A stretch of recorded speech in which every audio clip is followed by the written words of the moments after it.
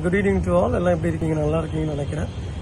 போன வாரம் வந்து ஒரு வீடியோ போட்டிருந்தேன். இந்த மாதிரி வந்து வேலையில் நிறைய பேர் வச்சுட்டு ட்ரைனிங்ன்ற இது ஒரு வார்த்தையை சொல்லி யூஸ் பண்ணி அவங்கள வந்து பயன்படுத்திக்கிறாங்கன்னு சொல்லிட்டு ஒரு சில முதலாளித்துவத்தை பற்றி தான் நான் பேசியிருந்தேன்.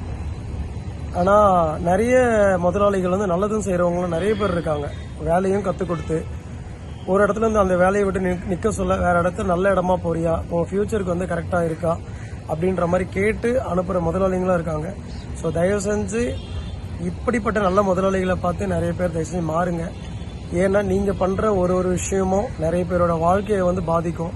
அதனால அவங்க வழி மாறி போகிறதுக்கான நிறைய வாய்ப்புகள் இருக்குது. தயவு செஞ்சு ப்ளீஸ் அந்த மாதிரி பண்ணாதீங்க. இதை ஏன் நான் சொல்கிறேன்னா, நானும் வந்து உங்கள் ஃபேமிலியில் ஒருத்தன் தான். ஸோ உடனே கேட்காதீங்க உங்களுக்கு ஏதாவது அந்த மாதிரி ஆச்சானா. அந்த மாதிரி இது வரைக்கும் அது